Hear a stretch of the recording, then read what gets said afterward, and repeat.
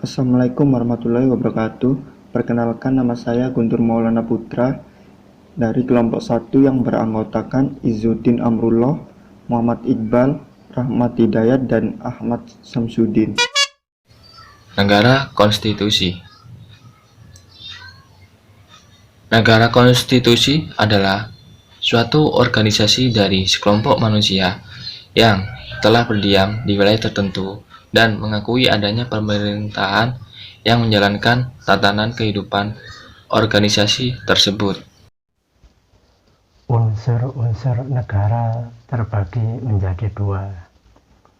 Apa saja itu? Yang pertama ada unsur konstitutif,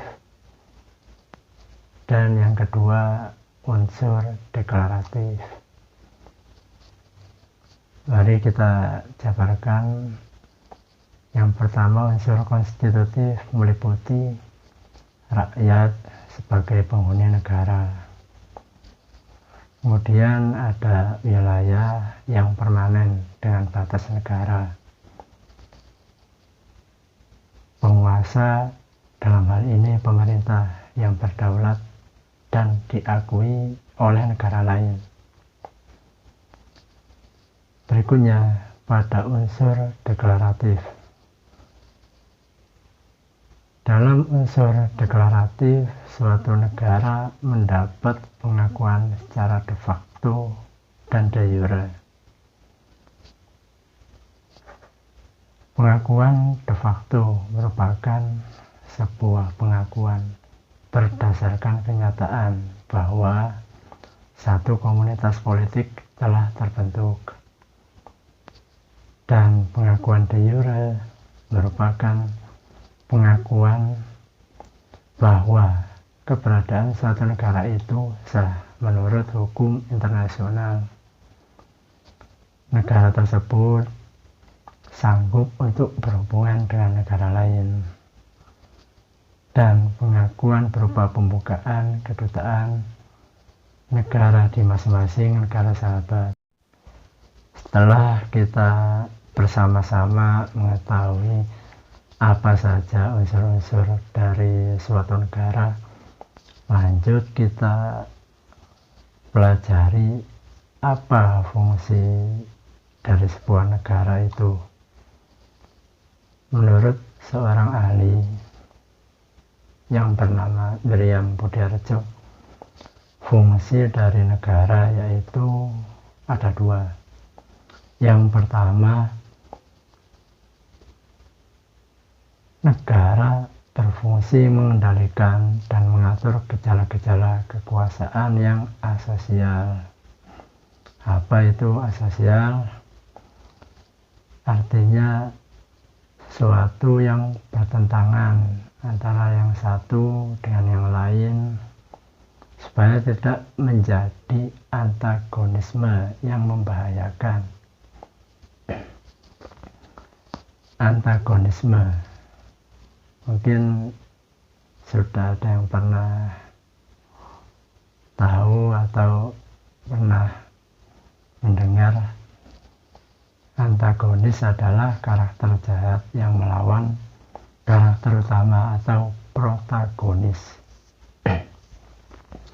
Yang kedua, negara berfungsi untuk mengorganisir dan mengintegrasikan kegiatan manusia maupun golongan-golongan ke arah tercapainya tujuan-tujuan dari masyarakat seluruhnya. Assalamualaikum warahmatullahi wabarakatuh.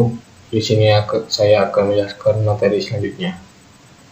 Negara memiliki sifat mutlak, diantaranya satu, memaksa. Di sini negara mempunyai kekuasaan untuk memakai kekerasan agar peraturan perundang-undangan ditaati. Dengan demikian, penertiban dalam masyarakat tercapai serta mencegah timbulnya anarki. Yang kedua, monopoli.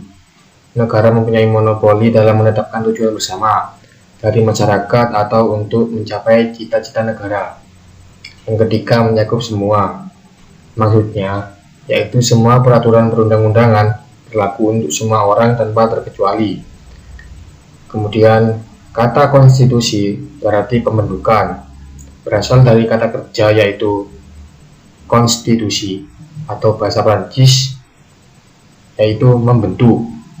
Yang dibentuk adalah negara. Dengan demikian, konstitusi mengandung makna awal atau permulaan dari segala peraturan perundang-undangan tentang negara. Belanda menggunakan istilah grondwet, yaitu berarti suatu undang-undang yang menjadi dasar atau grond dari segala hukum. Dari segala hukum Indonesia menggunakan istilah grondwet menjadi undang-undang dasar. Konstitusi sebagai peraturan dasar mengenai negara, pembentukan negara, dan landasan penyelenggaraan bernegara.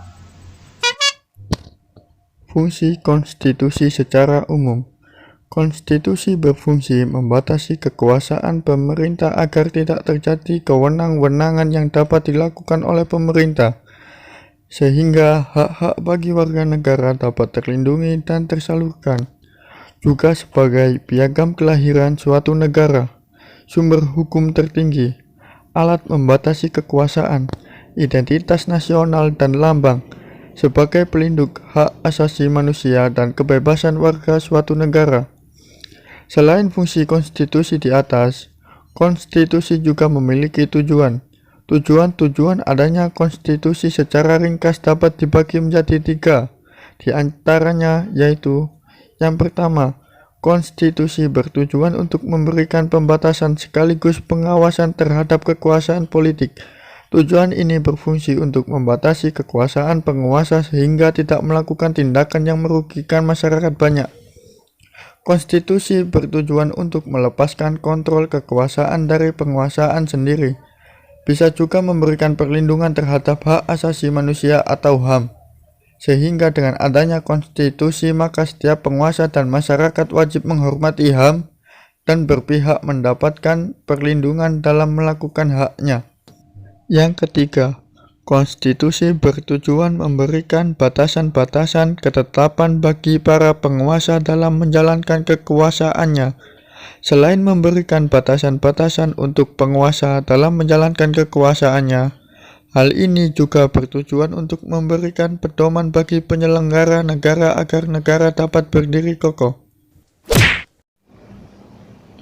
Jadi, dalam konstitusi mengandung beberapa nilai, antara lain 1. Nilai normatif, yakni suatu konstitusi yang resmi diterima oleh suatu bangsa. Dan bagi mereka konstitusi itu tidak hanya berlaku dalam arti hukum, tetapi juga nyata berlaku dalam masyarakat. 2. Nilai nominal, yakni suatu konstitusi yang menurut hukum berlaku tetapi tidak sempurna. Ketidaksempurnaan itu disebabkan oleh pasal-pasal tertentu tidak berlaku atau tidak seluruh pasal-pasal yang terdapat dalam UUD itu berlaku bagi seluruh wilayah negara. 3. Nilai semantik, yakni suatu konstitusi yang berlaku hanya untuk kepentingan penguasa saja. Dalam mobilisasi kekuasaan, penguasa menggunakan konstitusi sebagai alat untuk melaksanakan kekuasaan politik. Jenis-jenis konstitusi terdiri dari 2 jenis, yaitu 1. Konstitusi tertulis. Konstitusi tertulis adalah aturan-aturan pokok dasar negara, bangunan negara, dan tata negara, beserta aturan dasar lainnya yang mengatur kehidupan suatu bangsa di dalam hukum negara tersebut. 2. Konstitusi tidak tertulis atau konvensi. Konvensi adalah konstitusi yang berupa kebiasaan kenegaraan yang sering timbul. Pidato presiden juga bisa menjadi konstitusi konvensi. Syarat-syarat konvensi antara lain adalah diakui dan dipergunakan secara berulang-ulang. Dalam praktik penyelenggaraan sebuah negara, tidak bertentangan dengan konstitusi tertulis atau memperhatikan pelaksanaan konstitusi tertulis. Di Negara Kesatuan Republik Indonesia, konstitusi yang berlaku adalah hukum dasar tertulis, yaitu Undang-Undang Dasar. Adapun konstitusi tidak tertulis seperti 1. Pengambilan keputusan berdasarkan musyawarah mufakat. 2. Pidato kenegaraan Presiden Republik Indonesia setiap tanggal 16 Agustus dalam sidang DPR. 3. Pidato Presiden sebagai keterangan pemerintah tentang RAPBN setiap tahunnya. Di sini kami membuka sesi tanya jawab pada video presentasi kami. Oke, mungkin segini dulu dari kelompok kami. Kurang lebihnya ada salah kata dan kurang berkenan, mohon dimaafkan. Assalamualaikum warahmatullahi wabarakatuh.